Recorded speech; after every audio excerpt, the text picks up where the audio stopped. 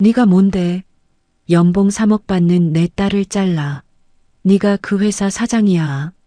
시어머니의 목소리가 전화기 너머로 쏟아졌습니다. 밤 9시부터 새벽까지 전화가 50통이 찍혔어요. 저는 그 진동음을 들으며 바닥에 주저앉아 있었습니다. 이혼 도장 잉크가 마르기도 전에 남편은 그 여자와 나란히 혼인신고를 올렸고 12년간 제가 쏟아부은 건 시댁 주머니를 채워주는 도구였을 뿐이었어요. 아, 근데요. 제가 직접 추천서 써서 넣어준 그 신우이 연봉 3억짜리 이사 자리에서 회사 돈 1억 2천만 원을 빼돌리고 있었거든요. 증거는 제 손에 다 있었습니다. 안녕하세요, 시청자 여러분. 자, 그럼 신우이 해고로 시댁을 발칵 뒤집어 놓은 서윤지 씨의 사연 지금 바로 시작합니다. 저는 숙려기간이라는 말을 그때 처음 들었습니다. 3개월 전 재욱이 이혼하자고 했을 때 저는 법원 복도에 서서 안내문을 읽고 또 읽었어요. 자녀가 없는 부부에게 주어지는 1개월의 시간, 다시 생각해 보라는 뜻이라고 했죠. 그 한 달 동안 저는 매일 밤 재욱의 등을 보면서 이 결혼을 붙잡을 수 있다고 믿었습니다. 재욱은 옷장에서 셔츠를 하나씩 빼고 서랍에서 서류를 꺼내고 신발장에서 구두를 줄여가고 있었는데 저는 그걸 보고도 몰랐어요. 오전 반차를 내고 구청 민원실에 나란히 앉았을 때 재욱은 연신 손목시계를 들여다봤습니다. 창구 직원이 서류를 확인하는 동안에도 도장을 찍으라고 안내하는 동안에도 재욱의 눈은 시계 위에 머물러 있었어요. 빨리 안 찍어? 재욱이 볼펜을 만지작거리며 말했습니다. 응. 저는 도장을 꺼내 빨간 인주에 꾹 눌렀습니다. 7년 전 일이 갑자기 떠올랐어요. 시어머니 오복순이 우리 집 거실에서 무릎을 꿇었습니다. 예진이가 이번에 취직을 못하면 큰일이라며 윤지야 네가 한 번만 대표님한테 말 좀 넣어주라며 60이 넘은 사람이 바닥에 두 무릎을 대고 고개를 숙였어요. 어머니 일어나세요. 제가 알아볼게요. 저는 그 다음날 대표님 방에 들어가서 추천서를 직접 썼습니다. 한혜진, 그렇게 회사에 들어왔죠. 도장을 서류 위에 찍는 순간 쿵 하고 소리가 났습니다. 접수 확인증을 받아 가방에 넣고 자리에서 일어섰어요. 그럼 나 먼저 갈게. 저는 재욱에게 고개만 까딱하고 민원실을 나섰습니다. 복도를 절반쯤 걸었을 때 재욱의 발소리가 뒤에서 들리지 않았어요. 뒤를 돌아봤습니다. 재욱이 다시 창고 쪽으로 걸어가고 있었습니다. 그리고 그 옆에 제가 한 번도 본 적 없는 여자가 서 있었어요. 흰색 원피스에 서류 봉투를 양손으로 쥔 젊은 여자가 재욱 바로 옆에 나란히 서서 창구 직원에게 서류를 내밀고 있었습니다. 다리에 힘이 빠졌어요. 복도 벽에 손을 짚었습니다. 제 도장 잉크가 마르기도 전에 저 두 사람이 내미는 저 서류가 뭔지 저는 알았습니다. 혼인신고서. 재욱이 시계를 보던 이유를 그제야 알았어요. 저 여자가 이미 로비에서 서류를 들고 기다리고 있었던 겁니다. 이 이혼은 즉흥이 아니었어요. 오래전부터 짜놓은 각본이었습니다. 저는 구청을 빠져나와 택시를 탔습니다. 차창 밖으로 지나가는 거리를 보면서 12년 동안 쌓여왔던 것들이 하나의 선으로 연결됐어요. 늦은 귀가, 시댁과의 잦은 밀담, 달라진 채취. 3년 전 시어머니 디스크 수술 때가 떠올랐습니다. 한 달 동안 병실 간이 침대에서 잠을 자며 간호했어요. 재욱은 그 한 달 동안 단 한 번도 병원에 오지 않았습니다. 회사에 도착해 인사팀장 자리에 앉았지만 모니터 글자가 눈에 들어오지 않았어요. 점심을 거르고 혼자 회의실에 들어가 조명을 껐습니다. 어둠 속에서 떠오르는 것들이 있었어요. 새벽 4시에 일어나 전을 부치던 명절, 수고했다. 한마디 없이 방에 들어가 버리던 시어머니, 그 옆에서 웃으며 음식만 먹던 예진. 퇴근 무렵 회의실 문이 열렸습니다. 팀장님, 괜찮으세요? 하은이 종이컵 커피를 내밀며 고개를 기울였어요. 응, 아무것도 아니야. 저는 웃어 보였지만 하은의 눈빛을 읽었습니다. 이미 사내에 뭔가 돌고 있다는 낌새였어요. 집에 돌아오니 재욱의 흔적이 깨끗하게 사라져 있었습니다.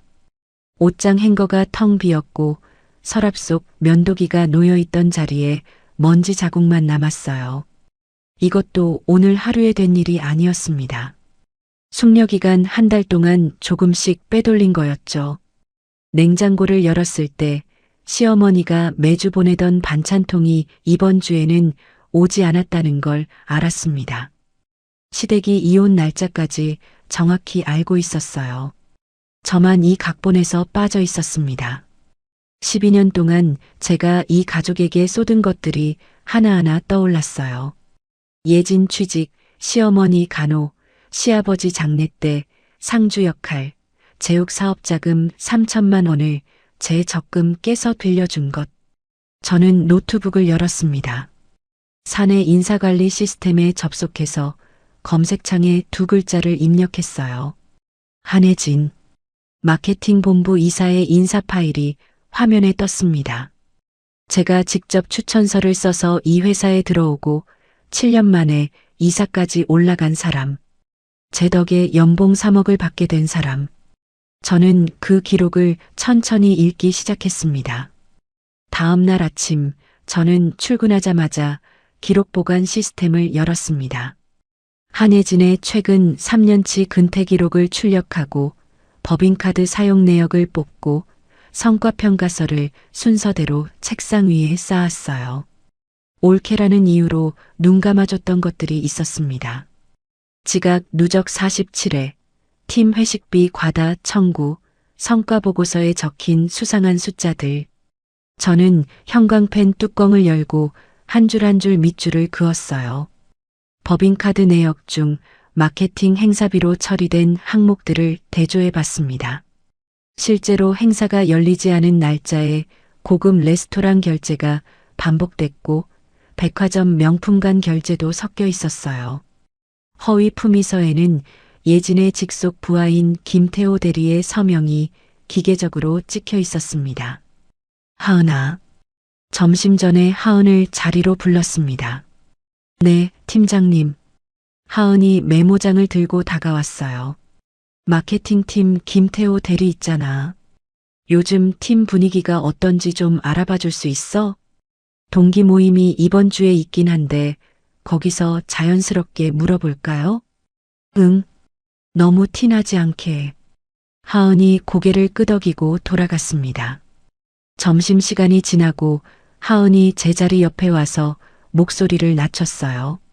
팀장님, 태호가 퇴사 고민 중이래요. 예진 이사 때문이라고. 뭐라고 했어? 직접적으로는 안 했는데 더 이상 못 버티겠다는 말을 했대요. 동기들 사이에서는 다 아는 얘기라고. 저는 오후에 태호를 면담실로 불렀습니다. 태호가 문을 열고 들어왔을 때 어깨가 잔뜩 굳어 있었어요. 김태호 대리 앉아요. 인사팀장으로서 정식 고충 상담 진행하려고 합니다. 네. 태호가 의자 끝에 걸터 앉았습니다. 손가락으로 무릎을 두드리며 시선을 피했어요. 단도직입적으로 물을게요. 저는 서류 봉투에서 법인카드 허위 품위서 사본을 꺼내 테이블 위에 펼쳤습니다. 태호의 얼굴에서 핏기가 빠졌어요. 이 서명, 태호 씨가 직접 한 거 맞죠? 팀장님, 저는. 태호가 입술을 깨물었습니다. 두 손을 무릎 위에서 꽉 쥐었어요. 괜찮아요. 녹취 동의만 해주면 이 자리에서 한 이야기는 태호 씨를 보호하는데 쓸 겁니다. 태호가 고개를 들었습니다. 눈가가 빨갛게 물들어 있었어요. 동의합니다. 녹취해주세요. 태호는 천천히 입을 열었습니다. 예진 이사님이 직접 서명하라고 했습니다. 거부하면 다음 인사평가에서 어떻게 될지 모를 거라고. 한 번이 아니에요. 매달 그랬습니다. 저는 태호의 진술을 녹음하면서 메모를 정리했어요. 그때 사무실 문이 똑똑 소리와 함께 열렸습니다. 경영지원팀장 박중원이 넥타이를 매만지며 고개를 들이밀었어요. 서 팀장, 요즘 마케팅 쪽으로 뭐 확인하는 거 있어? 정기 감사 준비 중이에요. 저는 모니터에서 눈을 떼지 않고 대답했습니다. 박중원이 예진과 자주 골프를 치는 사이라는 건 이미 알고 있었어요. 박중원이 헛웃음을 흘리며 돌아갔습니다. 퇴근 후 집에서 자료를 시간순으로 정리하고 있을 때 전화벨이 울렸습니다. 화면에 뜬 이름 시어머니. 여보세요, 어머니. 윤지야, 예진이 직장 문제는 네가 잘 챙겨야지. 그애 그 회사에 넣어준 게 너잖아. 오복순의 목소리는 평소와 다를 것 없이 당연하다는 투였어요. 네, 알겠습니다. 저는 짧게 대답하고 통화를 끊었습니다. 시댁은 아직 제가 뭘 하고 있는지 전혀 모르고 있었어요. 저는 대학 동기 이주연에게 연락했습니다. 저녁에 만나 예진의 비리 증거와 징계 절차에 대해 이야기를 나눴어요. 절차가 완벽해야 해. 한 군데라도 빈틈 있으면 부당해고로 뒤집혀. 주연이 커피잔을 내려놓으며 말했습니다. 옳게 사이였으니까 사적 감정에 의한 보복 인사로 몰릴 수도 있어. 더 조심해야 돼. 그래서 수치로 못 박으려고. 횡령 추정 금액 4,700만 원. 주연이 자료를 넘기다가 멈췄어요. 이 정도면 양이 상당한데. 빈틈없이 가자. 며칠 뒤 저는 대표이사 장명수에게 보고서를 올렸습니다. 장명수 대표가 서류를 넘기며 신중하게 처리해라. 예진 이사 인맥이 만만치 않다고 했지만 횡령 금액이 적힌 페이지를 보는 순간 입을 다물었어요. 대표가 서명했습니다. 인사위원회 개최일이 잡혔습니다. 저는 예진에게 징계위원회 출석 통보서를 내부 메일로 발송했어요. 제자리에서 마케팅 본부 쪽을 바라봤습니다. 예진이 모니터를 응시하고 있었어요. 메일을 읽는 예진의 얼굴이 천천히 일그러지는 게 보였습니다. 저는 시선을 거두고 제 모니터로 돌아왔습니다. 인사위원회 당일 아침 회의실 문이 벌컥 열렸습니다. 예진이 들어서자마자 저를 향해 걸어왔어요. 평소의 여유로운 표정은 온데간데 없고 핏기 없는 얼굴에 입술이 바짝 말라 있었습니다. 옳게, 이게 뭐 하는 짓이야. 예진이 출석 통보서를 구겨 쥔 채 제 앞에 내던졌어요. 정숙해 주십시오. 위원장석에 앉은 장명수 대표가 손을 들어 제지했습니다. 저는 자리에서 일어났어요. 피징계인 한혜진 이사에 대한 징계 사유를 보고하겠습니다. 예진이 입술을 깨물며 자리에 앉았습니다. 저는 첫 번째 자료를 위원들 앞에 펼쳤어요. 법인카드 사용 내역 중 마케팅 행사비로 처리된 항목 38건, 이 중 실제 행사가 열리지 않은 날짜의 결제가 22건입니다. 그건 마케팅 업무 특성상 접대비가 많을 수밖에 없어서 그런 거예요. 다른 팀도 마찬가지잖아. 예진이 테이블을 손바닥으로 치며 말했습니다. 저는 두 번째 서류를 꺼냈어요. 행사 미개최 확인서입니다. 해당 날짜에 예약된 장소도 참석자 명단도 결과 보고서도 존재하지 않습니다. 세 번째 서류를 올렸습니다. 허위 품위서 원봉과 김태호 대리의 서면 진술서입니다. 서명을 강요당했다는 내용이 담겨 있어요. 위원들의 시선이 서류 위에 고정됐습니다. 예진의 목소리가 점점 작아졌어요. 그건 태호가 자발적으로 한 건데. 박중원이 기침을 하며 입을 열었습니다. 예진 이사의 마케팅 성과를 고려하면 감봉 정도가 적절하지 않겠습니까? 지난 분기 매출 기여도가.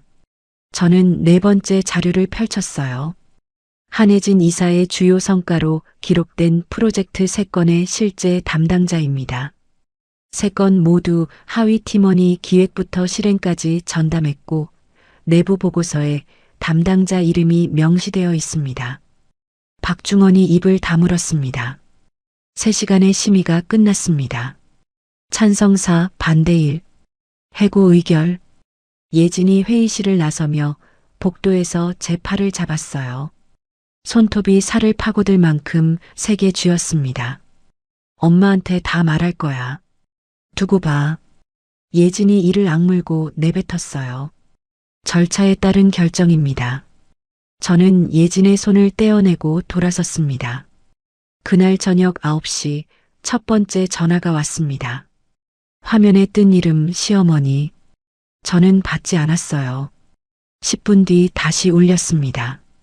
또 10분 뒤, 또 음성 메시지가 쌓이기 시작했어요. 첫 번째 메시지를 재생했습니다. 네가 뭔데? 연봉 3억 받는 내 딸을 잘라. 네가 그 회사 사장이야. 당장 전화 받아. 오복순의 목소리가 스피커를 찢을 듯 울렸습니다. 저는 전화를 받지 않고 진동이 울릴 때마다 횟수를 세었어요. 자정이 넘었습니다. 화면에 부재중 전화 쉰통이 찍혔어요. 저는 그 화면을 캡처해 저장했습니다. 음성 메시지를 하나 더 재생했어요. 회사에 찾아가서 사장 면전에서 다 까발릴 거야. 너 같은 년이 우리 집안을 망친 거라고 다 말할 거야. 저는 이 녹음들을 별도 폴더에 백업했습니다. 언젠가 쓸 일이 있을 거라는 걸 알았어요. 다음 날 아침 재욱에게서 문자가 왔습니다. 예진이 일은 좀 다시 생각해 볼 수 없어? 어머니가 많이 충격받으셨어. 결혼 후 처음 보는 정중한 말투였어요. 저는 읽기만 하고 답장하지 않았습니다. 구청에서 재욱이 그 여자와 나란히 창구에 서류를 내밀던 장면이 눈앞에 떠올랐어요. 회사에 출근하자 하은이 급하게 다가왔습니다. 팀장님, 박중원 팀장이 대표님한테 보고를 올렸대요. 서윤지 팀장이 사적 감정으로 해고를 밀어붙인 거라고. 저는 곧장 대표실로 면담을 요청했습니다. 장명수 대표 앞에 징계위원회 의결서, 횡령 증빙, 성과 조작 자료를 다시 펼쳤어요. 대표님, 사적 감정이 아닙니다. 수치와 증거로 진행한 절차입니다. 장명수 대표가 자료를 한 장 한 장 넘기며 고개를 끄덕였어요. 인사위원회 결정을 번복할 근거가 없네. 해고 최종 승인하겠소. 그 오후 저는 인사팀 사무실에서 예진의 사원증을 회수 처리했습니다. 사원증 사진 속 예진이 웃고 있었어요. 저는 서랍을 닫고 주연에게 메시지를 보냈습니다. 2단계 준비 시작하자. 예진 해고 일주일 뒤 시댁은 노동위원회에 부당해고 구제 신청서를 접수했습니다. 예진 측 대리인으로 대형 로펌 변호사 최도영이 회사 법무팀에 연락해 왔어요. 복직과 위로금을 요구했지만 법무팀이 저와 협의한 뒤 합의 불가 입장을 통보했습니다. 같은 주 점심시간 경비팀장에게서 전화가 왔어요. 서 팀장님, 1층 로비에 한혜진 이사 어머니라는 분이 오셔서 대표님 면담을 요구하고 계십니다. 저는 엘리베이터를 타고 1층으로 내려갔습니다. 로비 한복판에 오복순이 서 있었어요. 검은 코트에 핸드백을 팔에 걸고 안내데스크 직원을 향해 손가락질을 하고 있었습니다. 사전 약속 없으시면 안 됩니다. 어르신. 경비 직원이 앞을 막았어요. 내 딸을 잘라놓고 면담도 안 해줘. 여기 사장이 사람이야. 오복순의 고성이 로비 천장까지 울렸습니다. 점심을 먹으러 나가던 직원 수십 명이 발걸음을 멈추고 뒤를 돌아봤어요. 어르신, 이쪽으로 모시겠습니다. 경비팀장이 정중하지만 단호하게 오복순의 팔을 잡았습니다. 오복순이 팔을 뿌리치며 출입구 쪽으로 끌려가다 뒤를 돌아봤어요. 서윤지, 너 거기 있는 거 다 알아. 끝까지 가자. 저는 기둥 뒤에 서서 그 모습을 지켜봤습니다. 오복순이 경비팀장에게 밀려 유리문 밖으로 사라질 때까지 움직이지 않았어요. 며칠 뒤 카카오톡 알림이 떴습니다. 모르는 번호였어요. 안녕하세요. 민소라입니다. 잠깐 뵐 수 있을까요? 저도 이 상황이 불편해서요. 민소라, 제욱의 새 아내. 구청에서 흰색 원피스를 입고 서류 봉투를 쥐고 있던 그 여자. 저는 화면을 한참 들여다봤습니다. 호기심 반, 경계심 반으로 답장을 보냈어요. 내일 오후 3시 회사 근처 카페로 오세요. 다음 날 카페 안쪽 테이블에 앉아 기다렸습니다. 문이 열리고 소라가 들어왔어요. 키가 크고 마른 체형에 긴 생머리를 한쪽으로 넘기고 있었습니다. 예상했던 것보다 어려 보였어요. 소라가 맞은편에 앉으며 가방을 옆에 내려놓았습니다. 와주셔서 감사해요. 할 말이 뭔데요? 저는 커피잔을 양손으로 감쌌어요. 저는 재욱 씨를 진심으로 만난 거예요. 두 분 사이가 이미 끝난 뒤에 시작된 건데 제가 무슨 잘못을 한 것처럼 보이는 게 속상해서. 소라가 시선을 똑바로 맞추며 말했습니다. 당당했어요. 이혼 도장 찍은 지 1시간도 안 돼서 혼인신고를 올릴 준비가 끝나 있었으면서 이미 끝난 뒤라는 말이 어떻게 성립하는지.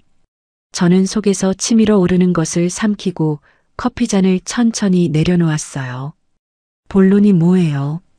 예진 이사님 복지권에서 한 발만 물러서면 시댁에서 위자료를 더 챙겨줄 수 있다고 하셨어요. 어머님이. 소라가 핸드백에서 손을 꺼내 테이블 위에 올리며 말했습니다. 그건 회사의 인사 결정이에요. 저한테 할 이야기가 아닙니다. 제 목소리가 단단하게 나왔어요. 소라의 입꼬리가 처음으로 내려갔습니다. 잠깐 침묵이 흘렀어요. 그러시군요. 소라가 자리에서 일어나며 가방을 집었습니다. 오늘 이야기는 잘 기억해 두세요. 소라가 카페 문을 열고 나갔어요. 저는 식어버린 커피를 한 모금 마시고 자리에서 일어났습니다. 소라를 만난 다음 날 아침에 출근하자마자 하은이 제 자리로 달려왔어요. 팀장님, 사내 익명 게시판 보셨어요? 무슨 글인데? 인사팀장이 이혼 보복으로 신우이를 해고했다는 글이 올라왔어요. 댓글에 팀장님 이름이랑 예진 이사 관계가 거의 다 특정됐어요. 저는 모니터를 켜고 사내 게시판을 열었습니다. 글 하나에 댓글이 벌써 40개 넘게 달려 있었어요. 홍보팀에서 긴급 대응에 나섰다는 공지가 올라와 있었습니다. 그 주 임원회의에서 박중원이 손을 들었어요. 인사팀의 독단적 운영을 견제하기 위해 별도 감사위원회를 구성하자는 안건을 올립니다. 일부 임원이 고개를 끄덕였습니다. 회사 이미지의 타격이 너무 크지 않습니까? 인사팀장건도 한번 검토해봐야. 한 임원이 우회적으로 제 경지를 거론했어요. 저는 회의록을 받아들고 읽으면서 손끝이 차가워지는 걸 느꼈습니다. 하지만 흔들릴 때가 아니었어요. 저는 하은과 함께 예진의 성과를 가로챈 팀원 3명의 추가 서면 진술을 확보했습니다. 태호를 포함해 3명 모두 예진이 자신들의 보고서를 그대로 가져가 이름만 바꿔 올렸다고 진술했어요. 예진이 팀원들에게 야근을 전가하고 본인은 조기 퇴근한 날짜, 그리고 같은 날 법인카드로 백화점에서 결제한 기록을 날짜별로 맞춰 정리했습니다. 부당해고가 아니라 정당해고라는 걸 뒷받침할 타임라인이 완성됐어요. 그날 저녁 하은이 제 자리에 와서 모니터를 돌려 보여줬습니다. 팀장님, 이것 좀 보세요. 하은이 예진의 법인카드로 결제한 업체들의 사업자 등록 정보를 하나씩 조회하다가 발견한 것이었어요. 반복 결제된 업체 2곳의 대표자 이름이 화면에 떠 있었습니다. 오복순, 두 곳 모두 대표자가 오복순이었어요. 실제 사업장 주소로 검색해 봤는데 하나는 빈 상가이고 하나는 주소 자체가 존재하지 않아요. 하은이 화면을 가리키며 말했습니다. 팀장님, 이건 예진 이사 혼자 한 게 아닌 것 같아요. 저는 모니터를 들여다봤습니다. 오복순 명의의 유령 회사 두 곳으로 회사 돈이 빠져나가고 있었어요. 예진은 실행자였을 뿐이고 그 뒤에 시어머니가 있었습니다. 이 싸움이 예상보다 훨씬 크다는 걸 그때 알았어요. 저는 화면을 캡처하고 출력 버튼을 눌렀습니다. 다음 날 아침 저는 오복순 명의 페이퍼 컴퍼니 자료를 들고 대표실로 올라갔습니다. 장명수 대표가 서류를 받아 한 장씩 넘겼어요. 사업자 등록증, 법인카드 결제 내역, 실제 사업장 부재 확인서. 대표의 얼굴이 한 장을 넘길 때마다 굳어졌습니다. 이건 예진이 개인 문제가 아니야. 조직적인 횡령이야. 장명수 대표가 서류를 탁 내려놓으며 말했어요. 외부 회계 감사를 실시하겠소. 오늘 중으로 감사법인에 연락하게. 박중원이 올렸던 감사위원회 구성 안건은 그 자리에서 사라졌습니다. 외부 감사법인 소속 회계사 윤정호가 투입됐어요. 윤정호는 일주일 동안 오복순 명의 업체 두 곳으로의 자금 흐름을 추적했습니다. 결과를 가져왔을 때 저는 숫자를 보고 눈을 의심했어요. 횡령 추정 금액이 당초 4,700만 원이 아닙니다. 1억 2천만 원입니다. 윤정호가 보고서를 펼치며 설명했습니다. 오복순 명의 회사를 거친 자금이 최종적으로 한재욱이 관여하는 건설업체의 하도급 대금으로 흘러갔습니다. 저는 보고서를 받아들었어요. 손가락 끝이 미세하게 떨렸습니다. 예진이 혼자 한 게 아니었어요. 오복순이 시키고 예진이 실행하고 그 돈은 재욱의 건설업체로 흘러갔습니다. 그렇다면 7년 전 오복순이 무릎까지 꿇어가며 예진을 입사시켜달라고 한 그 순간부터 이 가족의 계획은 시작된 거였어요. 재욱이 저와 결혼 생활을 유지한 12년은 제 직장을 이용하기 위한 수단이었을 수도 있다는 생각이 머리를 때렸습니다. 저는 보고서를 내려놓고 창밖을 바라봤어요. 봄 햇살이 유리창에 부딪혀 바닥에 네모난 빛을 만들고 있었습니다. 12년이 통째로 도구였을 수도 있다는 사실을 받아들이는데 시간이 필요했어요. 며칠 뒤 재욱에게서 전화가 왔습니다. 만나서 얘기 좀 하자. 짧은 문장이었어요. 저는 주연 변호사에게 연락해 조언을 구했습니다. 공개된 장소에서 만나. 그리고 녹음해. 저는 회사 근처 카페를 지정했어요. 재욱이 문을 열고 들어왔을 때 3개월 전보다 볼이 빠져 있었습니다. 맞은편에 앉으며 커피도 시키지 않고 바로 입을 열었어요. 예진이 복직시켜주면 어머니가 위자료를 추가로 주신다고 했어. 나쁜 조건 아니잖아. 안 돼. 윤지야, 어머니가 많이 힘들어하셔. 한 번만. 재욱 씨. 저는 커피잔을 내려놓았어요. 재욱의 눈을 똑바로 봤습니다. 구청에서 내가 나가자마자 그 여자랑 나란히 창구에 서 있던 거 다 봤어. 재욱의 입이 열렸다가 닫혔습니다. 아무 소리도 나오지 않았어요. 손가락으로 테이블을 두드리다가 멈추고 시선을 바닥으로 떨어뜨렸습니다. 저는 자리에서 일어났어요. 뒤도 돌아보지 않고 카페를 나왔습니다. 재욱과의 만남이 실패로 돌아가자 시댁은 전략을 바꿨어요. 부당해고 소송과 동시에 언론을 움직이기 시작했습니다. 최도영 변호사를 통해 식품기업 며느리의 이혼 보복, 신우이 해고라는 제목의 기사가 온라인 뉴스 사이트에 올라왔어요. 커뮤니티마다 퍼졌습니다. 노동위원회 심리 기일이 다가오고 있었어요. 사내외의 압박이 양쪽에서 밀려왔지만 장명수 대표가 횡령 규모를 인지한 뒤로 입장을 확실히 굳혔습니다. 이거는 끝까지 간다. 법무팀 전면 지원하겠소. 대표의 그 한마디가 저를 버티게 했어요. 심리 기일 전날 밤 퇴근 준비를 하고 있을 때 하은이 제 자리에 왔습니다. 손에 아무것도 들지 않고 그냥 서 있었어요. 팀장님, 응. 저 하나는 확실히 팀장님 편이에요. 짧은 한마디였습니다. 저는 하은을 올려다봤어요. 지난 몇 주 동안 꾹꾹 눌러왔던 것이 목 안쪽에서 올라왔습니다. 커피잔을 양손으로 꽉 쥐고 고개를 숙였어요. 울지 않았습니다. 고마워, 하은아. 그 말만 겨우 내보냈어요. 다음 날 아침 노동위원회 심리실 앞 복도에 도착했습니다. 예진과 최도영 변호사가 먼저 와 있었어요. 예진은 저를 보자마자 고개를 돌렸습니다. 그 옆에 사람이 하나 더 있었어요. 검은 정장에 핸드백을 양손으로 쥔 오복순이 복도 의자에서 일어서고 있었습니다. 시어머니가 직접 나왔어요. 저는 주연 변호사 옆에 서서 심리실 문이 열리기를 기다렸습니다. 오복순의 시선이 제 등에 꽂히는 걸 느꼈지만 뒤를 돌아보지 않았어요. 심리실 문이 열리고 양측이 자리에 앉았습니다. 최도영 변호사가 먼저 입을 열었어요. 해고 시점을 보십시오. 서윤지 인사팀장이 이혼한 날로부터 불과 2주 뒤에 징계위원회가 소집됐습니다. 이것이 사적 보복이 아니면 무엇이겠습니까?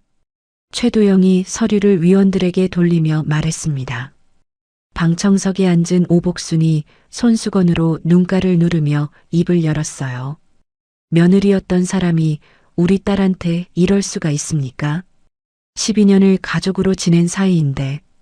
오복순의 목소리가 떨렸습니다. 위원들의 시선이 잠깐 오복순에게 머물렀어요. 주연 변호사가 자리에서 일어났습니다. 위원님들, 자료를 보시겠습니다. 주연이 타임라인 자료를 펼쳤어요.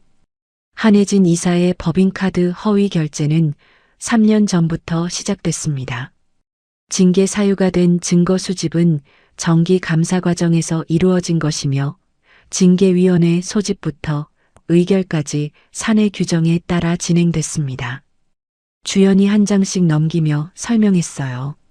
출석 통보 7일 전 발송, 피징계인의 소명 기회 부여, 위원 구성의 적법성, 의결 정족수 충족. 모든 절차가 빠짐없이 이행됐습니다. 위원 한 명이 고개를 끄덕이며 자료를 들여다봤습니다. 최도영 변호사의 표정이 미세하게 굳었어요. 주연이 두 번째 서류 묶음을 꺼냈습니다. 마지막으로 외부 회계감사 중간 보고서를 증거로 제출합니다. 심리실이 조용해졌어요. 횡령 금액은 총 1억 2천만 원입니다. 이 자금은 피징계인의 가족 명의로 등록된 실체 없는 회사 두 곳을 통해 외부로 빠져나갔습니다. 주연이 보고서의 자금 흐름도를 가리키며 말했어요. 위원들의 표정이 바뀌었습니다. 최도영 변호사가 입을 다물고 예진에게 몸을 기울여 무언가를 속삭였어요. 예진의 얼굴이 하얗게 질렸습니다. 조작이야. 오복순이 방청석에서 벌떡 일어섰습니다. 그건 다 조작된 거라고. 저 여자가 꾸민 거예요. 오복순이 손가락으로 저를 가리키며 소리쳤어요. 방청인은 정숙해 주십시오. 위원장이 손을 들어 제지했습니다. 정숙은 무슨, 내 딸이 억울하게 잘려서 여기까지 온 건데. 오복순이 방청석 난간을 두 손으로 잡고 몸을 앞으로 내밀었어요. 목이 쉴 정도로 고성을 질렀습니다. 방청인 퇴장 조치하겠습니다. 위원장이 경위를 불렀어요. 경위 2명이 오복순의 양팔을 잡았습니다. 이거 나. 오복순이 팔을 뿌리쳤지만 경위들이 단단히 잡고 심리실 밖으로 안내했어요. 문이 닫힐 때까지 오복순의 목소리가 복도에서 울렸습니다. 저는 시선을 앞에 고정한 채 움직이지 않았어요. 심리가 끝나고 복도로 나왔을 때 예진이 벽에 기대 서 있었습니다. 저와 눈이 마주쳤어요. 예진의 눈에 분노 대신 다른 것이 떠 있었습니다. 두려움이었어요. 여기까지 할 거야. 예진이 낮은 목소리로 말했습니다. 엄마 회사까지 왜 건드리는 건데? 내가 건드린 게 아니야.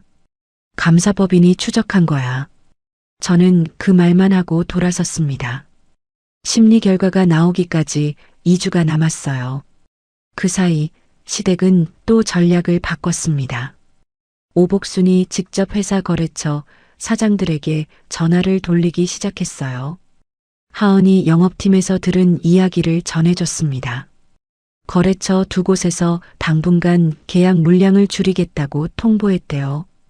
오복순이라는 분이 전화해서 그 회사 인사팀장은 며느리였던 사람인데 사적 보복을 한다.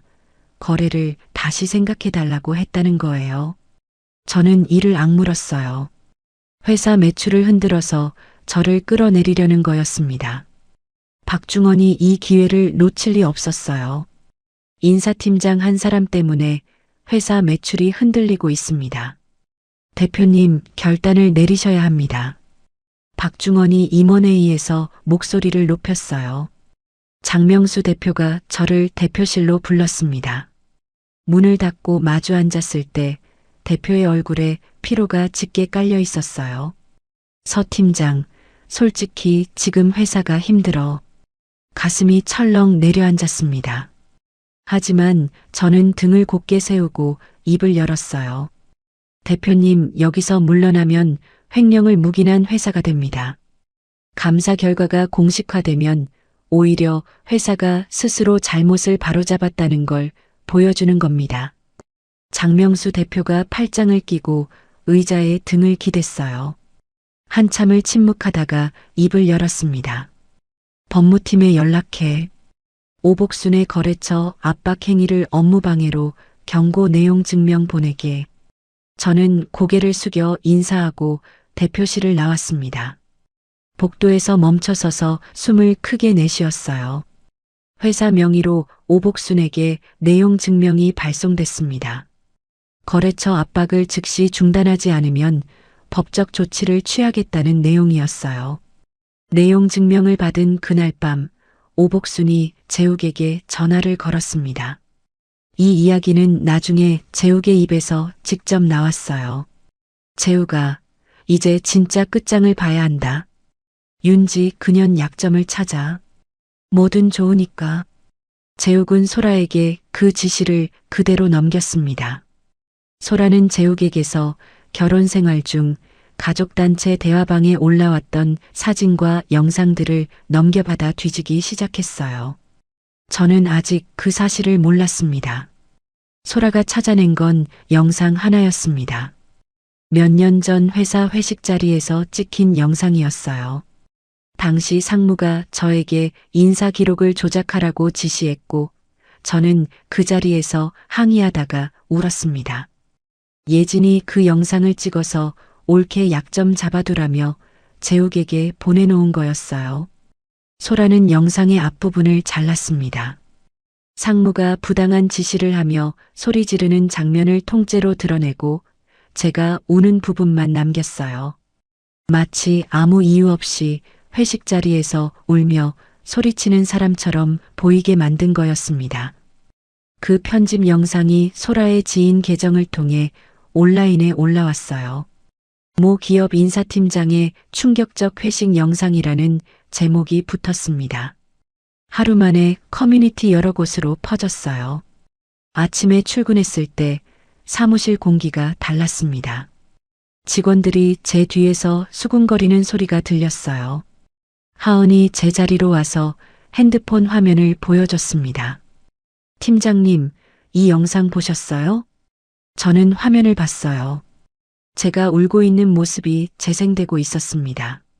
아래 댓글에는 이런 사람이 인사팀장이라고? 감정적으로 해고한 거 맞네 같은 글이 줄줄이 달려 있었어요. 원본 있어요? 하은이 조심스럽게 물었습니다. 있어. 저는 고개를 끄덕였어요. 그 영상의 전체 원본을 저도 가지고 있었습니다. 상무가 인사 기록 조작을 지시하며 책상을 내리치는 장면, 제가 그건 안 됩니다라고 항의하는 장면, 상무가 고성을 지르며 협박하는 장면. 앞부분이 잘려 있다는 걸 바로 알았어요. 저는 주연 변호사에게 전화를 걸었습니다. 주연아, 영상 하나 공증 받아야 해. 그리고 고소장 준비해줘. 무슨 영상인데? 내 회식 영상이 편집돼서 온라인에 퍼졌어. 앞부분을 잘라서 내가 감정적인 사람인 것처럼 만들어놨어. 원본 있어? 있어. 전체 다 있어. 좋아. 오늘 중으로 공증 잡자. 명예훼손이랑 개인정보 침해로 갈 수 있어. 그 주 안에 원본 영상 전체를 공증받고 고소장을 경찰에 접수했습니다. 동시에 영상 유포 경로를 추적해달라고 요청했어요. 경찰 수사를 통해 최초 업로드 계정이 소라의 지인 명의라는 게 확인됐습니다. 수사가 시작된 뒤 시댁 안에서 무슨 일이 있었는지는 나중에 주연을 통해 전해 들었습니다. 소라가 거실에서 재욱에게 소리쳤다고 해요. 나는 그냥 영상을 보여줬을 뿐이야. 올리라고 한 적 없어. 재욱이 소파에 앉은 채 짜증을 내며 대꾸했답니다. 네가 알아서 한 거잖아. 왜 나한테 화를 내? 뭐라고? 당신이 약점 찾으라고 했잖아. 영상도 당신이 넘겨준 거고. 소라가 테이블을 손바닥으로 내리쳤어요. 오복순이 방에서 나왔습니다. 두 사람을 번갈아 보다가 소라를 향해 입을 열었어요. 소라야, 네가 이 집안에 도움이 되려고 온 거야. 짐이 되려고 온 거야. 소라가 입을 다물었습니다. 윤지는 적어도 이런 실수는 안 했어. 12년 동안 한 번도. 오복순이 소라를 위아래로 훑어보며 말했어요. 소라의 얼굴이 붉게 달아올랐습니다. 재욱을 돌아봤지만 재욱은 고개를 돌리고 휴대폰만 만지작거렸어요. 소라를 감싸는 말은 한마디도 나오지 않았습니다. 이 무렵 노동위원회 심리 결과가 나왔습니다. 피징계인 한혜진에 대한 해고는 정당하다. 부당해고 구제 신청을 기각한다. 주연이 결과 통지서를 들고 제 사무실로 왔어요. 이겼어. 주연이 통지서를 제 책상 위에 올려놓으며 말했습니다. 예진 측에서 행정소송으로 가겠다고 하긴 했는데 솔직히 승산 없어. 횡령 증거가 저 정도면 어떤 판사가 봐도 답은 같아. 저는 통지서를 읽었어요. 글자 하나하나가 또렷하게 눈에 들어왔습니다. 근데 최도영 변호사 쪽에서 합의 제안이 왔어. 주연이 의자에 앉으며 말했어요. 복직 대신 횡령 고소를 취하해달라는 조건이야. 그건 나한테 할 이야기가 아니잖아. 회사 돈이 빠져나간 건데. 나도 그렇게 답했어. 장 대표님 의견은? 끝까지 간다고 하셨어. 장명수 대표는 형사 고발 절차를 밟기로 최종 결정했습니다. 회사 명의로 예진과 오복순을 횡령 혐의로 고발장을 접수했어요. 형사 고발이 접수되자 오복순에게서 전화가 왔습니다. 저녁 9시쯤이었어요. 화면에 뜬 이름을 보고 잠시 멈칫했습니다. 쉰통을 쏟아붓던 그 번호였어요. 이번에는 받았습니다. 윤지아. 오복순의 목소리가 낮았어요. 예전의 고성이 아니었습니다. 만나자. 어머니가 할 말이 있어. 목소리가 떨리고 있었어요. 12년간 늘 윗사람의 자세로 명령하듯 말하던 시어머니의 목소리가 처음으로 흔들리고 있었습니다. 장소와 시간 알려주시면 가겠습니다. 단 제 변호사가 동석합니다. 그래, 알았다. 통화가 끊겼어요. 다음 날 오후 호텔 라운지에서 오복순과 마주 앉았습니다. 주연이 제 옆에 나란히 앉았어요. 오복순은 화장이 진했지만 눈 밑에 그늘이 짙었습니다. 커피를 주문하지 않고 바로 입을 열었어요. 이 모든 걸 그만두면 예진이 퇴직금과 별도로 3억을 주마. 오복순이 핸드백에서 수표를 꺼내 테이블 위에 올려놓았습니다. 어머니, 저는 수표를 보지 않고 오복순의 눈을 바라봤어요.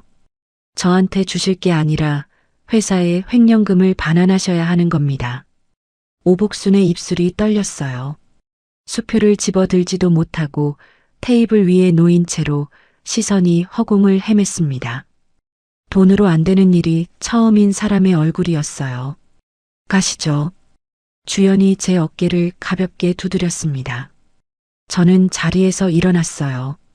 오복순이 고개를 숙인 채 아무 말도 하지 못하는 걸 뒤로 하고 라운지를 나왔습니다. 호텔 밖 거리를 걸으며 주연에게 말했어요. 이제 거의 끝이 보인다. 주연이 걸음을 멈추고 저를 봤습니다. 마지막이 제일 위험해. 궁지에 몰린 사람은 예측이 안 돼. 저는 고개를 끄덕이고 다시 걸었습니다. 형사고발 이후 검찰이 수사에 착수했습니다. 예진과 오복순이 피의자 신분으로 소환됐어요. 예진은 첫 번째 조사에서 혐의를 부인했습니다. 저는 정상적인 마케팅 비용을 집행한 것뿐입니다. 하지만 수사가 2차, 3차로 이어지면서 페이퍼 컴퍼니의 자금 흐름이 낱낱이 드러났어요.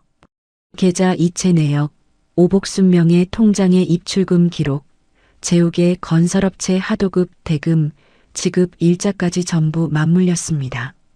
3차 조사에서 최도영 변호사가 예진에게 말했어요. 솔직히 진술하는 게 형량에 유리합니다. 증거가 이 정도면 부인해봐야 소용없어요. 예진은 조사실에서 오랫동안 침묵하다가 입을 열었습니다. 어머니가 시킨 겁니다. 어머니가 업체를 만들고 거기로 돈을 보내라고 한 거예요. 저는 시키는 대로 한 것뿐이에요. 이 이야기는 나중에 주연을 통해 전해 들었어요. 딸이 어머니를 지목했다는 소식에 오복순은 조사실 의자에서 주저앉았다고 합니다. 평생 자식을 위해 모든 것을 쥐고 흔들어 온 사람이 그 자식의 입에서 나온 말에 무너진 거였어요. 오복순 측 변호사가 회사에 합의를 요청해 왔습니다. 횡령금 1억 2천만 원 전액 반환, 예진의 사직 수용을 조건으로 내걸었어요. 장명수 대표가 저를 불렀습니다. 회사 손실이 회복된다면 합의를 수용하겠소. 서 팀장 의견은 회사의 판단에 따르겠습니다. 다만 한 가지만 부탁드립니다. 뭐요? 합의서에 이번 징계 절차가 정당했다는 문구를 넣어 주십시오. 제가 사적 보복을 한 게 아니라는 걸 기록으로 남기고 싶습니다. 장명수 대표가 고개를 끄덕였어요. 법무팀을 통해 징계 절차의 정당성을 재확인하는 문서가 만들어졌습니다. 합의 협상이 진행되는 동안 시댁 안에서는 균열이 걷잡을 수 없이 번지고 있었어요. 소라가 재욱에게 말했습니다. 이 집안은 내가 생각한 거랑 달라. 이혼하자. 재욱이 소파에서 벌떡 일어났어요. 결혼한 지 몇 달이나 됐다고 이혼이야?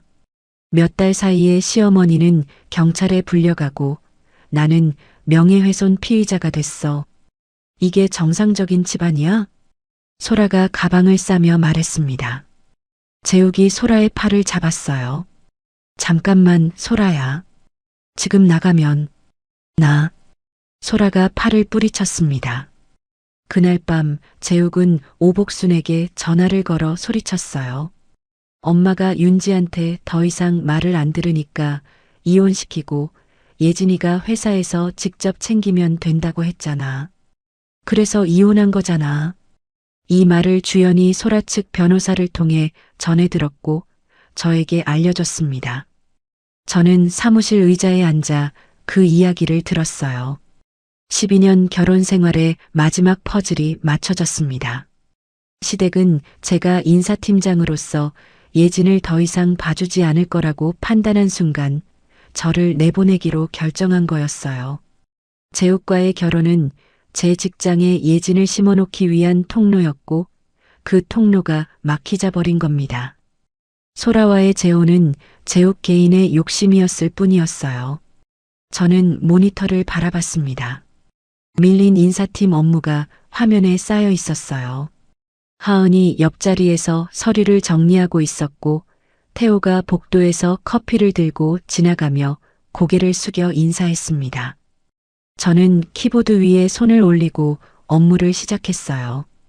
회사와 오복순 측의 합의가 성립됐습니다. 횡령금 1억 2천만 원 전액이 반환됐고 예지는 자진 사직 처리됐어요. 오복순과 예지는 기소됐지만 횡령금 전액 반환과 회사의 합의를 참작받아 집행유예 판결을 받았습니다. 다만 수사 과정에서 드러난 건설업체 자금 흐름이 세무당국에 통보됐어요. 별도의 세무조사가 예고되면서 시댁의 사업 기반이 흔들리기 시작했습니다. 재욱과 소라의 결혼은 끝났어요. 소라가 이혼 소송을 제기했고 재욱은 혼인신고를 올린 지 채 1년도 되지 않아 다시 이혼 서류를 들게 됐습니다. 구청을 나서는 재욱의 모습을 저는 보지 못했지만 상상할 수 있었어요. 1년 전 제가 걸었던 그 길을 혼자 걷고 있을 거였습니다. 모든 법적 분쟁이 마무리된 어느 날 오복순에게서 문자가 왔어요. 윤지아, 내가 너를 몰라봤다. 단 한 줄이었습니다. 저는 그 문자를 오래 들여다봤어요. 12년간 한 번도 들어본 적 없는 시어머니의 인정이 모든 걸 잃은 뒤에야 도착했습니다. 답장은 보내지 않았어요. 화면을 끄고 핸드폰을 책상 위에 엎어놓았습니다. 회사에서는 박중원이 예진 건 무마 시도가 밝혀져 경고 조치를 받았어요. 장명수 대표가 전체 조회에서 발표했습니다. 이번 건을 통해 회사의 내부 관리를 강화하겠습니다. 그리고 한 가지 인사 발령을 공지합니다. 서윤지 인사팀장을 인사총괄 이사로 승진 발령합니다. 직원들의 박수 소리가 울렸어요. 하은이 제 옆에서 두 손을 높이 들고 박수를 쳤습니다. 태호가 뒤에서 환하게 웃고 있었어요. 퇴근길이었습니다. 12년 만에 처음으로 아무에게도 보고하지 않아도 되는 저녁이었어요.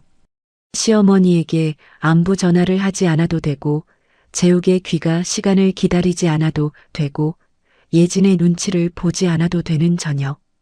편의점 앞 벤치에 앉았습니다. 캔맥주 하나를 따서 한 모금 마셨어요. 봄바람이 불어와 머리카락을 흩날렸습니다. 저는 혼잣말처럼 중얼거렸어요. 이혼해줘서 고마워, 한재욱 씨. 캔맥주가 차가웠습니다. 봄바람이 따뜻했어요. 서윤지 씨의 사연 여기까지입니다. 12년을 쏟아부었는데 돌아온 건 이혼 도장 1시간 만에 올라간 새 혼인신고서였어요. 참 야속하죠. 근데 윤지 씨는 거기서 주저앉지 않았습니다. 울고불고 매달리는 대신 자기가 가진 무기를 꺼내 들었어요. 증거, 절차, 그리고 흔들리지 않는 마음. 그게 이 사람의 복수였습니다. 저는 이 사연을 읽으면서 이런 생각이 들었어요. 윤지 씨가 진짜 되찾은 건 시원한 복수가 아니라 자기 자신이었다고요. 남의 집안을 위해 새벽마다 전을 부치고 병실에서 잠을 자고 적금을 깨서 빌려주면서 잃어버렸던 나라는 사람. 그걸 다시 찾은 거예요.